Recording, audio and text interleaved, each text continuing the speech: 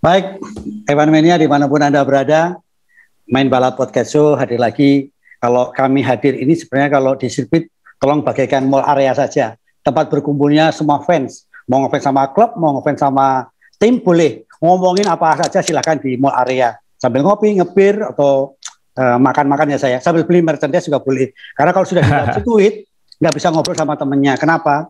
Selain bising suara mobil, juga temennya sudah pakai earplug. Jadi Anda ngomong sendiri. Kayak nge-freeze gitu kan. Bedanya satu lagi Mas Yowo. Apa sah? Kalau di mall area teman-teman F1 Mania yang cowok biasanya kan rebutan foto-foto, banyak-banyakan foto sama Umbrella Girl atau apa. Ya betul. Sama SPG. Ya itu yang karena cantik-cantik semuanya.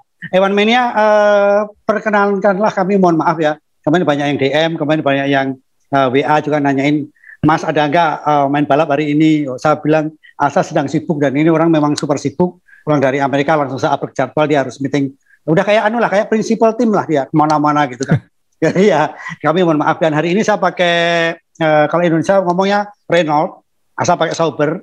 Kalau orang sana bilang Renault ya, ya kan? Ya karena Fernando Alonso dapat poin, kemudian juga saya kaget tim yang banyak dicintai oleh anak-anak TK, SMP, SD itu adalah Alpine. Nah ini yang saya paling kaget. Kenapa? Saya tanya, kenal Alpine? Kenal.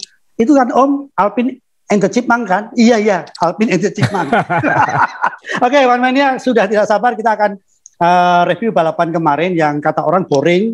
Pasti pecinta yang bukan Max, tapi yang senang pasti pecinta Max. Jadi, atau pecinta yang lainnya. Yang jelas kita akan review itu, namun akan kita bacakan dulu siapa yang finish pertama sampai 1 sampai dengan 10.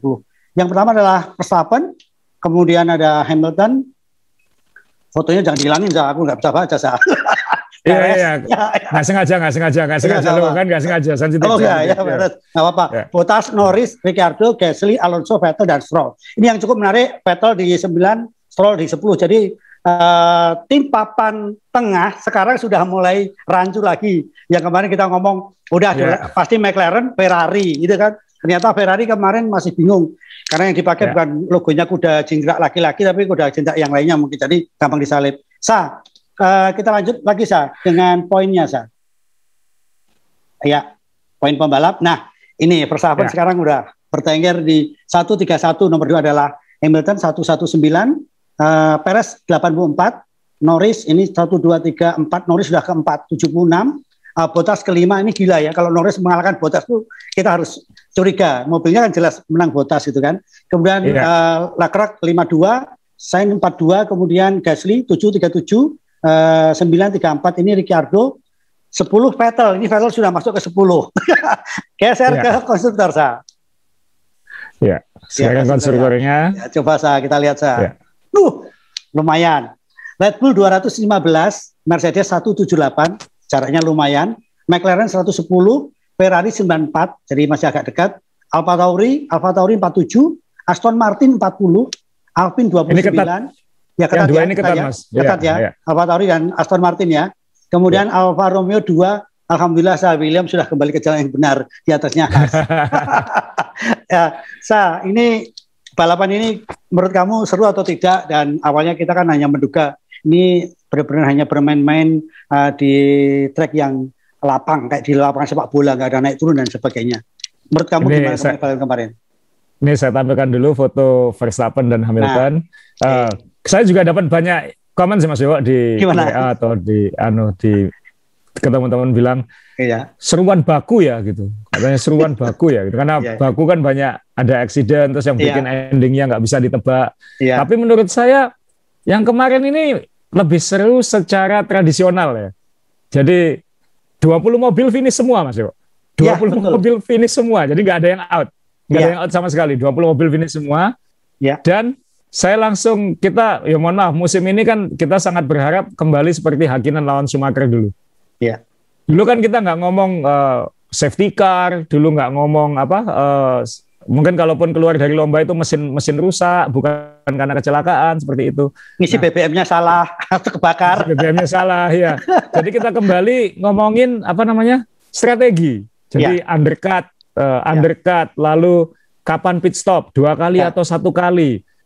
Lalu kita diingatkan kembali terakhir kali, saya nggak ingat kapan terakhir kali kita ngitung seperti itu. Mungkin Barcelona awal tahun ini seperti itu, tapi kita ngitung lagi kalau dia pit stopnya 2,3 detik lawan 2,2 detik, kemudian in lap-nya berapa, out lap-nya berapa, itu kan kita sudah lama nggak gitu.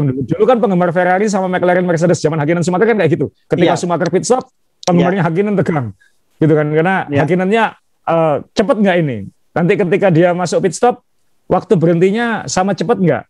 Kemudian out lap-nya lebih cepat atau tidak? Dan itu hitung-hitungannya kan 0, nanti keluarnya pas di depan atau di samping atau pas di belakangnya. Nah, ini kita kembali seperti itu lagi, dan itu buat saya sangat menyenangkan. Apalagi saya menganggap Verstappen kemarin lulus ujian, Mas Dewo. Lulus ujiannya gini, waktu di Bahrain di awal tahun, dia dapat ujian harus bisa nyalip Hamilton, gagal. Kemudian di Barcelona, timnya yang gagal, kalah strategi, kalah ngitung sama Mercedes. Jadi waktu di Barcelona kan setelah itu kita ngomong, waduh game over ini Red Bull. Sudah pembalapnya masih bikin salah, strateginya kalah pinter. Kan semua waktu itu komentarnya kan gitu, wah ini kalah pinter strategi, nggak bisa juara dunia kayak gitu. Betul. Dan Mercedes. Nah sekarang berbalik. Berbalik, dalam satu lomba, Red Bull menang strategi, dan Verstappen nyalip Hamilton. Nyalip karena pit stop, dan nyalip di lintasan. Jadi langsung lulus ujian 2 langsung menurut saya kayak gitu. Jadi malah sekarang pertanyaannya adalah, wah jangan-jangan Mercedes sama Hamilton yang game over sekarang. Tapi kan langsung berbalik gitu. Begitu cepat langsung berbalik. Nah ini yang luar biasa, dan strategi kemarin itu kan seperti balas-balasan. Jadi mungkin teman-teman yang sudah perhatian, mungkin kayak saya mungkin kalau nonton kan pakai catatan atau dicatat di laptop kayak gitu. Mungkin teman-teman mungkin ada yang enggak. Ini kebetulan saya sudah normal kembali di Indonesia, saya bisa kembali mencatat sambil nonton kayak gitu. Nah kemarin itu yang jelas cuacanya berubah. Sirkuitnya kita semua tahu ini sirkuit normal. Tadi Mas Dewo bilang ini nggak ada gravel trap atau apa segala macam. Mungkin nanti kita bahas sirkuitnya Mas Dewo ya. Tapi ini kita ngomong strateginya dulu. Cuaca ketika race itu lebih dingin daripada ketika latihan dan kualifikasi. Anginnya sangat kencang, dan itu mempengaruhi awal-awal lomba. Ketika semakin sore, anginnya makin tenang, katanya kayak gitu. Itu ngaruh di awal-awal lomba. Ban jadi lebih boros, dan itu disadari di awal lomba. Semua rata-rata niatnya, termasuk di screen-nya tayangan langsung kan, ini akan satu pit stop. Yang pakai medium akan stop di lap segini, yang pakai hard akan stop di lap segini. Betul. Buyar semua. Jadi Bottas bannya mulai vibration, dia mulai ngeluh, akhirnya kita undercut. Karena waktu itu kan Verstappen membuat kesalahan saat start, entah angin entah apa. Perez juga bilang angin bikin mobilnya nggak stabil di awal, karena mobilnya Red Bull udah diakui dari awal downforce-nya lebih rendah, jadi settingannya lebih ngejar top speed daripada Nikung. Jadi dia memang lebih nggak nancep mobilnya. Lebih resikonya tinggi ya, betul. Lebih tinggi. Kemudian bikin kesalahan sehingga Hamilton di depan, dan Hamilton ini mimpin 3 detik. Kemudian Verstappen ini mimpin kurang lebih sama ke Bottas. Nggak jauh kan ini. Nah ini kan Bottas memilih undercut duluan karena bannya lebih cepat habis duluan. Undercut lap 17 Bottas pit stop. Nah saat itu Red Bull langsung bikin keputusan cepat. Kita pit stop. Sebenarnya mungkin niatnya bukan untuk nyalip Hamilton. Niatnya untuk cover Bottas. Karena dia kecepit kan. Apalagi waktu itu Perez agak jauh, tapi Perez ini ceritanya kan lain lagi. Jadi Verstappen pit stop lap 18 untuk cover Bottas. Dan itu berhasil. Maksudnya dia tidak disalip oleh Bottas kan intinya. Jangan sampai disalip kan. Karena beban nanti bisa ketahan ya. Bisa ketahan, dan Bottas kan memang lebih dekat waktu itu. Nah, kemudian Hamilton baru lap 19 pit stop untuk cover Verstappen. Tapi waktu itu simulasinya Mercedes katanya harusnya cukup, mimpin 3 detik kok, harusnya cukup kayak gitu. Toh Verstappen juga cukup untuk cover Bottas kan kayak gitu. Karena meskipun ban hard ini bisa lebih cepat, masih fresh, ternyata pas keluarnya hampir bersamaan. Aduh, inget Schumacher Hakkinen dulu banget lah. Ketika kita ingat kalau nonton bareng dulu kan, kalau pit stop keluar gitu kita sorak semua. Wah, yang sorak atau yang penggemar Hamilton sorak gitu. Nah, ini kan yang kemarin yang sorak pasti yang penggemarnya Red Bull kan kayak gitu, yang anti Hamilton. Jadi kita keluar bareng, ternyata pas di depan. Nah, ini sampai sekarang Mercedes masih bingung kok bisa ya. Karena berdasarkan simulasi program mereka itu seharusnya ada setengah detik katanya. Ada setengah detik di depan Verstappen. Dan pit stopnya Hamilton itu 0,1 lebih cepat dari Verstappen. Jadi stationary-nya sedikit lebih cepat. Stationary sama di jalan kan beda ya. Jadi kalau setengah detik di pit stop itu mungkin 2 detik di lintasan kan bisa kayak gitu. Nah, ini yang kok bisa. Jadi sampai sekarang Mercedes masih bingung, ini hilang setengah detiknya di mana? Gila ya, setengah detiknya dicari ya.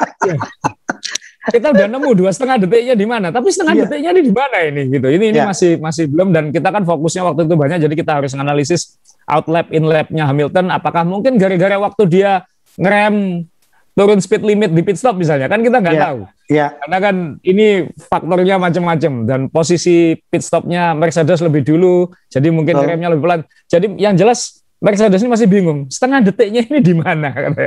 Gila ya, setengah detik ya, berakibat fatal ya. Ini setengah detik berakibat fatal ya ternyata ya. Berakibat fatal ya.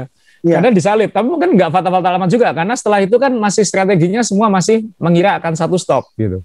Tapi ternyata kemudian bannya lebih boros. Tim-tim yang lain lebih parah, Ferrari misalnya dari depan ke hilang seperti itu, Alonso dari depan ke belakang, malah Aston Martin yang dari belakang ke depan, jadi acak banget tengah-tengahnya itu, tapi fokus kita kan ke depan. Kita kan ke depan terus. Nah, itu lap ke-28 Verstappen ngomel ke timnya. Ini ban nggak akan bisa katanya. Ini ban nggak bisa sampai finish. Jadi sudah dan saya yakin Mercedes juga ada diskusi seperti itu. Kemudian lap 32 Red Bull memutuskan kita lempar dadu, kita gambling. Verstappen masuk, kita pasang medium lagi gitu. Sampai akhir lomba kan cuma 50-an lap, jadi nggak terlalu jauh. Kita lempar dadu, pasang ban medium, pit stopnya nggak terlalu cepat, 2,5 detik, tapi kita tahu kita harus nyalip dia di akhir. Sambil nunggu, ini Mercedes bereaksi nggak? Nah, setelah itu di radio kan keluar bahwa Hamilton ternyata diskusi sama timnya. Diskusi, saya coba catat itu waktu itu, tim nanya ke Hamilton, engineer-nya Hamilton nanya ke Hamilton, menurut kamu gimana? Malah dibalik. Iya, menurut kamu gimana? Kemudian si Hamilton balasannya adalah, ya kita lihat gitu. Kita lihat. Jadi Hamiltonnya sendiri juga masih ragu gitu. Ini ragu ya. Stop atau enggak? Karena memang kan ini yang mancing duluan Red Bull gitu, yang lempar dadu duluan Red Bull. Ayo, ini kayak Barcelona, kamu berani nggak kayak gitu? Nah, jadi akhirnya, dan itu kan harus balasnya cepat kan Mas Yo? Kalau mau pit stop harus pit stop dalam 1-2 lap gitu. Jangan ditunggu 5 lap karena sudah terlanjur selisih undercut-nya udah terlanjur diambil oleh Red Bull. Jadi Red Bull kayak main truth and dare gitu. Ayo aku pit stop, berani nggak kamu? Nah, ini saya udah kejawab, rasa penasaran saya udah kejawab, Sa. Jadi waktu undercut-nya Red Bull itu, dia ini strategi atau trauma banyak pecah lagi gitu. Jadi dia trauma dan dia bilang nothing tulus lah. Tulus. Ini kalau nanti di akhir lomba sama-sama habis bisa disalip Hamilton, atau ya udahlah kita yang jadi kita yang main gambling dan kita yang ngejar ke depan. Dan luar biasanya Verstappen, dia bisa eksekusi itu dengan sangat baik, dan pada akhirnya kan bisa nyalip. Tapi waktu itu sudah mulai eker-ekeran, kalau orang Jawa bilang mulai eker-ekeran Mercedes kan. Bottas mulai ngomel, aku sudah bilang tadi pagi ini 2 stop katanya gitu. Jadi ini memang berarti itu ada sesuatu yang terjadi di tim dong, kalau Asa bilang tadi. Karena mungkin waktu engineer ngomong, gimana menurut kamu Hamilton bingung. Ini juga mungkin engineer takut, kalau aku ngambil keputusan salah nanti didiemin lagi kayak di baku gitu. Nah ini nggak tahu di mana miss ya, tapi yang jelas seharusnya ya tim kan harusnya sudah tahu ketika awal lomba bahwa bannya mungkin nggak akan awet, tapi mungkin mepet-mepet lah ini kita coba kayak gitu. Jadi kadang-kadang kalau di simulasi keluarnya cuma selisih sedikit gitu kan, ada faktor X-nya, entah itu safety car atau apa kan nggak tahu gitu. Nanti ini betul. Masalahnya keputusannya lama gitu. Keputusannya lama itu aja. Ya, saya jujur saya juga waktu undercut itu kan berarti dia udah jadi robot. Jadi kalau dia melakukan kesalahan atau ada safety car, ada yang kecelakaan, hancur semua hitungannya. Iya. Nah, kemudian kan Hamilton sebenarnya sudah pintar. Hamilton sudah nanya ke Ninja. Aku harus supaya aku selamat sampai finish. Catatan waktuku harus berapa? Dia nanya, dia sudah nanya Hamilton. Nah, itu engineer-nya sudah bilang catatan waktunya segini. Jadi akhirnya Hamilton tetap bisa mempertahankan, dan Hamilton luar biasa ya, dia bisa bertahan sampai 2 lap sebelum finish. Bottas kan nggak bisa. Bottas kan sudah nggak karuan. Dan, tapi boleh dijawab nggak sekalian? Orang meragukan kenapa Hamilton tidak fight menahan Verstappen. Ini jadi bahan omongan juga kan, walaupun katanya alasannya ban gitu. Ada yang tanya saya juga kemarin, kok segampang itu nyalip gitu. Itu faktornya banyak. Kita bukan pembalap. Saya dulu pernah balapan go-kart. Saya pernah ngerasakan sedikit lah kira-kira itu kayak gimana. Tapi kalau misalnya kita naik kendaraan ya, ban kita sudah habis. Atau gini ya, kita pakai analogi sepatu Mas Dewo. Kita balapan lari di mall, yang lantainya keramik licin. Ini yang paling gampang. Sepatu saya, sepatu basket yang bisa nge-grip kayak gitu. Mas Dewo pakai sepatu pantofel, yang solnya mungkin kulit, nggak nge-grip. Mungkin nge-grip untuk jalan, tapi nggak nge-grip untuk lari. Betul. Disuruh balapan lari di mall, kita suruh belok. Menurut Mas Dewo gimana? Yang sepatunya lengket, tenang aja lari miring kayak gitu. Tapi yang pakai sepatu pantofel akan lebih hati-hati, kalau nggak aku jatuh ini kayak gitu. Nah, analoginya kira-kira sama. Ban kalau sudah habis, itu kayak kita pakai sepatu kulit, suruh balapan lari. Jadi sehebat apapun Hamilton, mobilnya nggak akan bisa nurut, gitu. Karena sepatunya sudah nggak mau. Nah, ini bukan sepatu yang copot ya, ini sol yang nggak cocok untuk permukaan. Karena kan ketika permukaan yang lengket itu habis, ya kayak main ice skating memang. Jadi mau sehebat apapun pembalapnya mau fight, ya pasti nggak bisa. Mungkin di street circuit seperti Monaco mungkin bisa, karena bisa ngeblok ya kan, nggak bisa lewat. Gitu. Betul. Ini yang terbuka itu jauh lebih sulit. Untuk ngebloknya ya. Jadi banyak faktornya. Oke, ini sudah terjawab. Jadi kenapa engineer-nya Mercedes frustasi bikin mesin kecil, ringan, cepat, kuat, kalah sama orang-orang yang dari tim vulkanisir ban, ya kan, diganti ban medium, kalah dia. Ngapain mikir aerodinamika, mikir mesin, kalah sama tukang vulkanisir ban, ganti medium, udah kalah gitu kan. Dan ini ada kaitannya sama ban-ban pecah di Baku ternyata Mas Dewo. Jadi kan waktu di Baku kan, waktu itu apakah debris atau apa, tapi ternyata jawabannya keluar lagi ketika di Prancis. Ternyata beberapa tim ini agak menyiasati tekanan ban. Jadi mungkin ketika diperiksa tekanan bannya sesuai regulasi, tapi ketika di jalan atau apa ada teknik atau apa yang bikin tekanan ban itu turun sedikit sehingga dia lebih lunak, lebih lengket lebih lengket kayak gitu. Nah, tentunya Red Bull dan Aston Martin yang paling kelihatan melakukan itu, tapi setelah melihat lomba kemarin, pokoknya siapa yang kemarin bannya belepotan, ternyata sebenarnya semua melakukan itu aja kayak gitu. Jadi Pirelli mengeluarkan anjuran baru, panduan baru bahwa harus lebih keras lagi sedikit. Dan itu bikin semua datanya tim-tim ini berubah semua. Jadi seperti main tebak-tebakan lagi. Gila ya. Gila ini balapan ini ya.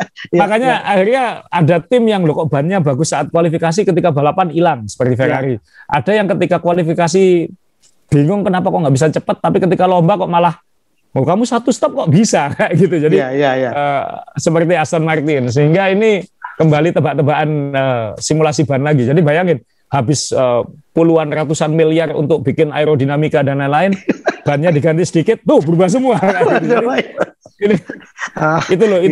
Itu cantiknya F1 menurut saya. Jadi hal-hal kecil yang bisa ngutak-ngatik itu.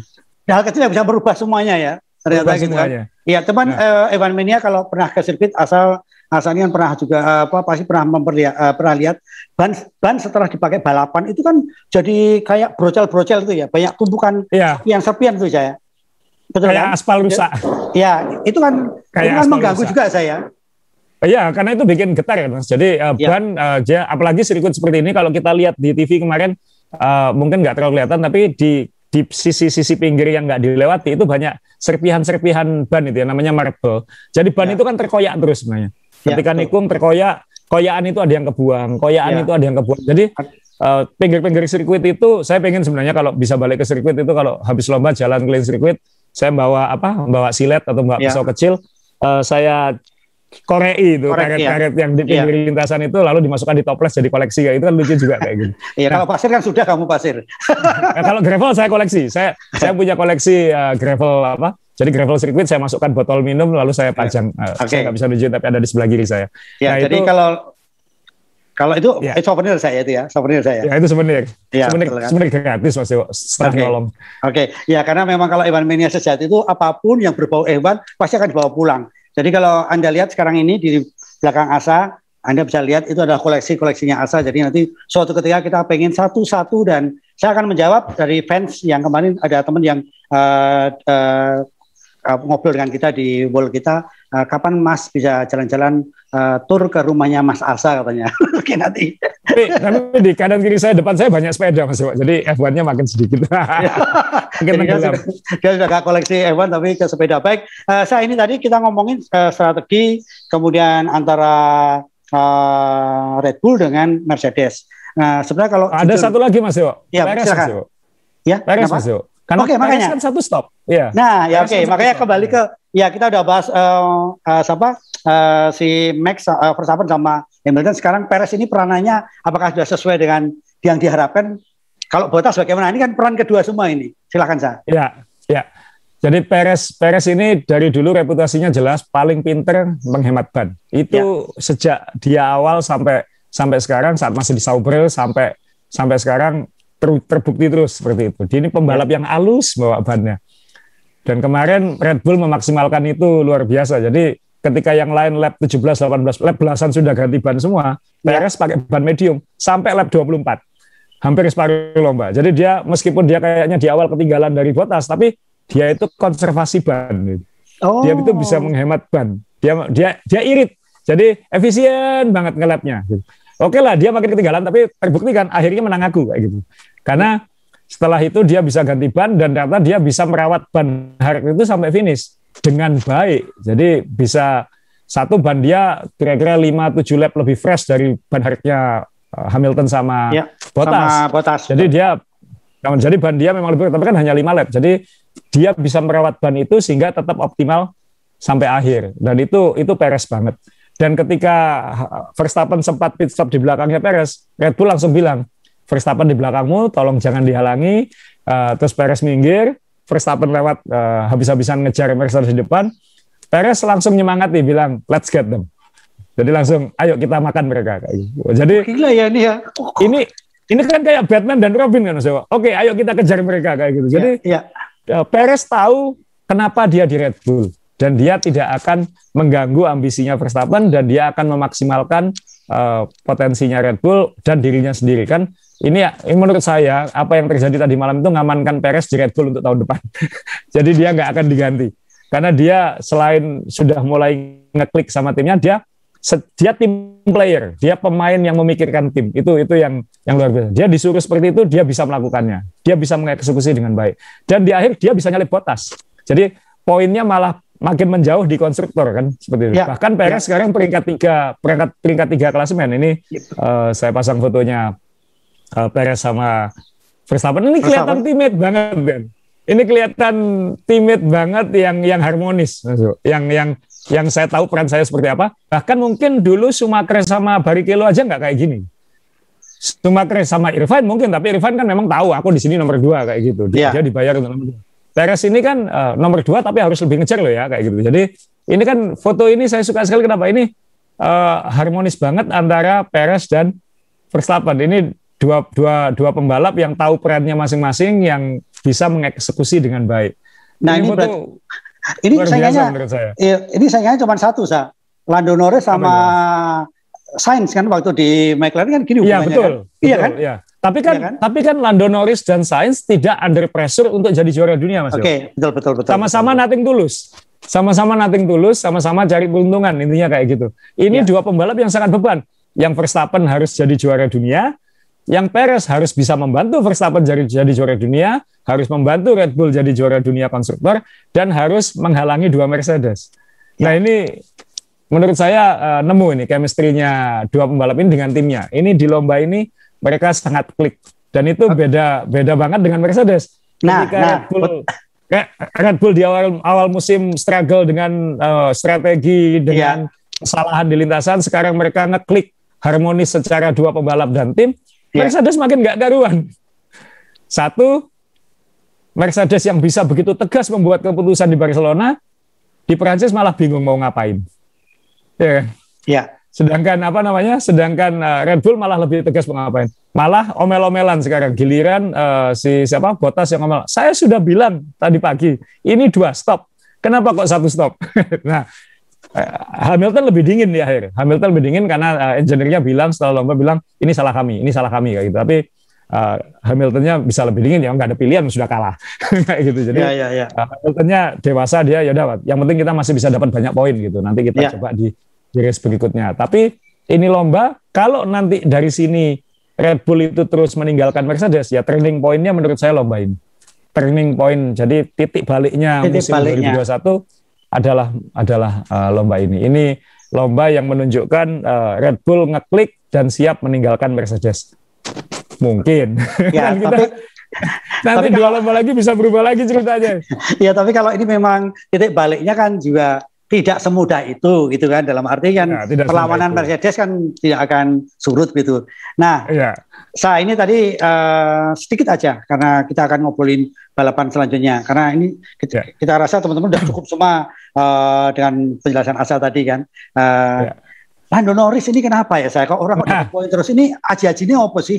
Ya pakai apa? Tambahan satu lagi. Jadi ada banyak pembalap yang harus kita salut ya. Vettel makin konsisten dapat poin. Russell katanya ini balapan terbaiknya. Tapi ada Gasly yang ternyata konsisten banget ganggu di depan. Gasly ini kayaknya mulai nemukan jati dirinya. Tapi satu-satunya pembalap yang sekarang setiap lomba ini fotonya, satu-satunya pembalap yang sekarang tiap race dapat poin dan sering sekali jadi best of the rest, Lando Norris. Sorry, ini pembalap favorit saya sekarang. Jadi ini pembalap luar biasa. Ini superstar lah. Dalam artian dia sudah nemukan Ricciardo yang begitu hewan di awal, ternyata ya pada akhirnya kalah sama Norris juga. Jadi saya kira McLaren sudah menemukan leadernya untuk ke depan ini. Dan Ricciardo bahaya. Ricciardo bisa turun. Bisa diganti. Ini juga untuk teman-teman yang mohon maaf ya kalau ada suara dok. Saya lupa tadi briefing tukang gitu kan. Kalau saya lari nanti saya hilang di sini. Ini memang podcastnya santai banget, jadi ya saya mohon maaf saya lupa briefing. Oke, ini saya rasa cukup menarik, dan kemarin memang saya sempat waktu Bapak kualifikasi atau Bapak latihan kualifikasi saya sempat bingung. Ini GP Prancis atau Jepang sih? Kok pada main drift semua gitu kan? Ternyata ini di Prancis nggak salah. Nah, setelah balapan di Prancis kita pindah ke Styria, Mas Dewo, ke Austria. Nah, ini gambar sirkuitnya. Jadi di atas kertas ini sirkuit milik Red Bull. Ini di Austria, negara asalnya Dietrich Mateschitz ya, bosnya Red Bull. Red Bull ya. Meskipun ini juga negara tempat Toto Wolff berasal, bosnya Mercedes. Ini kayaknya banyak orang Austria berkuasa di F1 sekarang. Nah, ini sirkuit kalau kita lihat musim lalu 2020 kan pembukaannya 2 kali di sini, nanti kita sekarang akan 2 kali di sini berturut-turut. Jadi kita 2 minggu ke depan asik ini, banyak ada 2 balapan. Apa gak boring kalau dua-duanya di sini, Sa? Nanti di nanti ada cara kenapa itu nggak boring. Kenapa itu supaya nggak boring. Karena saya awam aja. 2 kali di tempat yang sama, nggak ada jeda waktu gitu kan. Iya. Nah, tahun lalu Mercedes menang 2 kali di sini. Bottas menang, kemudian Hamilton menang. Iya. Sedangkan Red Bull hanya 1 podium kalau nggak salah. Jadi nggak terlalu sukses di sini. Karena kan ini ini sebenarnya nggak sama. Jangan dibilang ini sama kayak Sentul. Tapi Sentul itu kan stop and go ya. Gas, rem, tikung, gas, rem, tikung. Ini sebenarnya sama. Tapi ini bedanya di perbukitan kayak gitu. Jadi naik turun roller coaster gitu. Tapi ini sebenarnya gas rem. Tahun lalu Mercedes dominan banget di sini secara keseluruhan. Tahun ini undi-undi kita belum tahu siapa yang lebih unggul. Ya. Mercedes tentu berharap dia masih bisa unggul di sini, tapi ini milik Red Bull. Jadi kalau Red Bull bisa unggul di sini 2 lomba, ya mungkin game over beneran kayak gitu untuk Mercedes. Dan ingat, sebelum Prancis, semua ngomong adalah Red Bull itu ngomong peluang kita mungkin lebih baik di Austria, bukan di Prancis. Tapi ternyata mereka menang di Prancis. Ya. Kalau mereka bisa menang di Prancis, mereka bisa menang di mana saja sekarang. Karena itu sirkuit standar, itu sirkuit normal. Seperti itu. Nah, sekarang tinggal Mercedes bisa balas nggak? Karena Mercedes kalau mulai nggak harmonis gitu kan komunikasinya bisa lebih terganggu dan lain-lain kayak gitu, sehingga kita nggak tahu. Tapi Hamilton mau nggak mau harus habis-habisan di sini, karena kalau nggak poinnya makin jauh, beban makin berat, sedangkan semakin dekat ke akhir tahun tim-tim harus fokus ke 2022. Harus karena kan tahun depan berubah total seperti itu. Ya. Nah, ini yang jadi 2 lomba ke depan ini adalah ujiannya Mercedes sekarang. Kita balik. Balik. Ini ujiannya Mercedes. Ya. Mercedes bisa balas atau enggak kayak gitu. Nah, ini yang bikin wah ini seru juga. Meskipun 2 balapan ini di sirkuit yang sama, sirkuitnya kan enggak panjang Mas Jo. Hanya 4,3 kilo. Ini 70-an lap. Jadi 70 lap betul.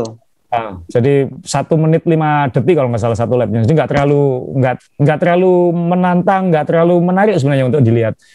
Sehingga ini murni akan lihat nanti hasilnya seperti apa.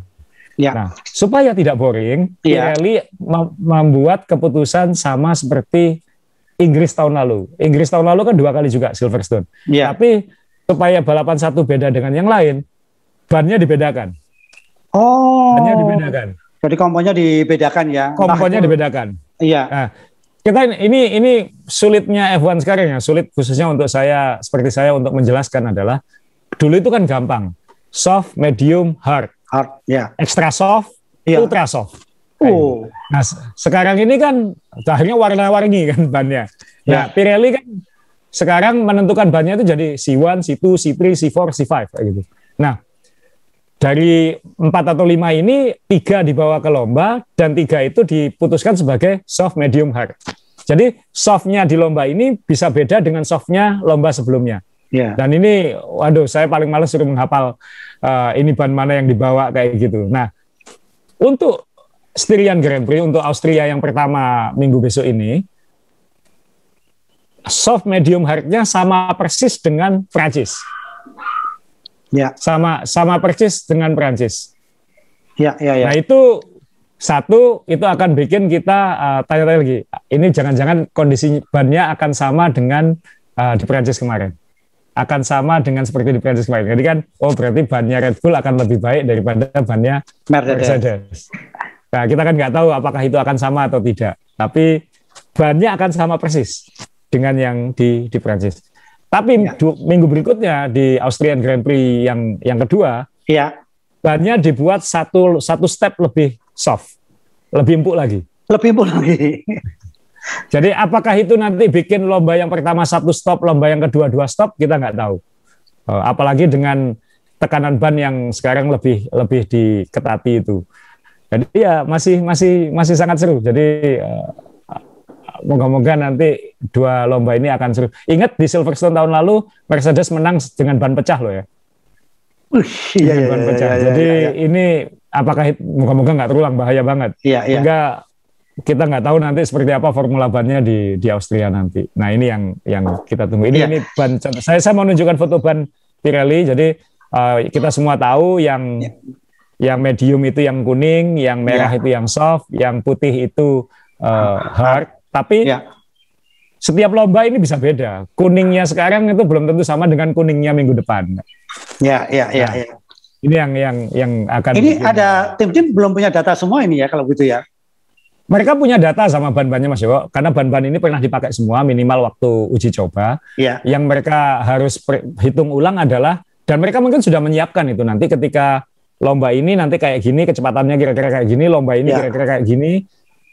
Tapi kemarin ada sedikit perubahan tekanan ban, aturan tekanan ban itu atau anjuran tekanan ban itu yang bikin datanya berubah. Tapi saya kira mereka sudah belajar banyak dari Prancis. Masalahnya waktunya kan terlalu mepet ya. Prancis sudah harus pindah ke sini sehingga kalau punya waktu 2 minggu mungkin sempat bikin simulasi di simulator atau di markas ya pokoknya ya udah dihitung lagi. Iya. Ini kan nggak sempat. Ini kan langsung ke Austria. Iya. Dan rasanya F1 tahun ini rasanya permainan datanya luar biasa ya. Permainan data, analisis datanya. Dan kedepannya akan makin data Mas Yo. Karena kan sudah mulai ada wacana bahwa terowongan angin akan dilarang. Waduh, ini akan jadi ada wacana ini 5-10 tahun lagi adalah semuanya nanti bikin mobil F1-nya virtual gitu. Jadi semuanya pakai itu karena itu juga menghemat biaya Mas Yo. Karena operasional cost-nya terowongan angin, ongkos bikinnya dan makin lama makin kompleks itu makin memisahkan antara tim yang kaya dan enggak gitu. Yang kaya bisa bikin terus makin bagus, yang miskin yang disewa nggak bisa makin bagus. Kan harus nyewa kayak gitu. Jadi ini yang paling adil adalah pakai superkomputer aja, pakai virtual. Toh sekarang dulu kan F1 kan dibatasi uji coba di sirkuit. Dulu kan katanya Ferrari enak punya sirkuit sendiri, dia bisa uji coba kapan saja. Akhirnya dibatasi jumlah uji coba. Tapi akhirnya sekarang semua tim punya simulator. Jadi uji cobanya nggak perlu di dunia nyata. Uji cobanya pakai simulator semua. Punya pembalap yang digaji untuk simulasi. Jadi ya dunia sudah semua ya. Dunia virtual semua sekarang. ya jadi semoga aja mekanik. Untung balapannya masih harus beneran gitu. Iya. Kalau nanti untungnya balapannya seru ya. Kalau enggak kita semua nonton virtual F1 terus ini. Oke. Jadi jadi untung balapan masih nyata tadi saya bilang. Jadi kita masih bisa melihat balapan nyata. Tapi kalau virtual kan jadi nggak seru gitu kan. Yang jelas dengan membawa Pirelli kompon lebih empuk, nah ini yang seneng para pembalap tua. Jadi kalau empuk-empuk gini udahlah nggak ganggu giginya gitu kan. Oke, saya ini mungkin ada hal yang disampaikan lagi saya untuk balapan kedua ini apa yang harus kita waspadai karena balapannya cuma di trek yang tidak jauh. Sehingga pembalap memang konsentrasi penuh seperti muter-muter kayak nonton IndyCar gitu kan, hanya nggak nyampe 5 kilo tadi. Apa yang harus kita cermati untuk para pecinta F1 ini, Yang jelas ya pasti pertarungan Red Bull dengan Mercedes ya pasti nggak akan jauh-jauh amat. Jadi benar-benar Schumacher Hakkinen ini. Sehingga ketika nonton nanti jangan kaget kalau tiba-tiba ada perubahan strategi di tengah-tengah lomba seperti kemarin karena ya tadi sekarang reaktif semua. Jadi keputusan bukan lagi ada planning, tapi akan ada plan B, plan C, plan D. Kemudian kalau Bottas pit stop duluan nanti bagaimana, kalau Hamilton pit stop duluan gimana? Jangan nanti balas-balasan. Itu aja yang kita tunggu. Ya, jadi itu aja mungkin Mas. Yang jelas ya nikmati lomba 2 minggu ini kita akan nonton lomba kayak gitu. Oke, dan sekali lagi juga saya pesan jangan minum kopi, jangan minum dingin karena kayak kemarin saya ke toilet sebentar tahu-tahu lu Max Verstappen masuk ganti ban medium. Ini jangan, jadi harus dipelototi selama balapan jangan sampai kita kehilangan. Yang jelas sebelum ditutup saya bangga kemarin di jadi Mas Dewo. Ya. Mas Dewo satu lagi. Silakan. Satu lagi Mas Dewo. Jadi ketika warm up lap ke toilet. Oh ya, betul. Jadi kalau warm up lap ke toilet. Jadi saat lomba jangan geser. Makanan siapin semua di sekeliling, catatan dan lain-lain. Jadi jangan sampai terganggu. Oke, dan sore langsung ajak anak istri untuk belanja atau makan supaya tidak ganggu nonton kita. Sebelum kita tutup, saya bangga sekali dengan balapan kemarin karena ternyata ada 2 pembalap muda yang akan bersinar yaitu Tsunoda dan Mick Schumacher. Saya sangat senang sekali 2 pembalap ini karismanya luar biasa. Ketika kualifikasi crash, semua pembalap memberi penghormatan dengan masing-masing kembali ke garasi, tidak melanjutkan kualifikasi. Nunggu sampai aba-aba dimulai kualifikasi lagi. Jadi kalau dia bukan pembalap berkarisma, pasti pembalap lainnya akan tetap kualifikasi. Saya salut dengan pembalap muda yang karismanya luar biasa, crash, semuanya langsung hormat kembali ke garasi. Baik, F1 Mania, jangan lupa main balap Utesco ini terbuka. Silahkan kalau Anda sampaikan ke teman-teman yang suka F1, ayo subscribe. Di-subscribe aja di sini. Kemudian juga jangan lupa kalau mau ngasih masukan-masukan, kita ini semuanya terbuka karena ini adalah ajang silaturahmi. Dan mungkin Asa juga manusia biasa mungkin lupa. Kalau saya jelas jangan ditanya, saya hanya penanya saja. Oke Asa, jangan lupa prokes, jaga kesehatan. Kita berdoa Indonesia segera hijau. Baik, ketemu Sa. Sampai ketemu F1 Mania. Salam.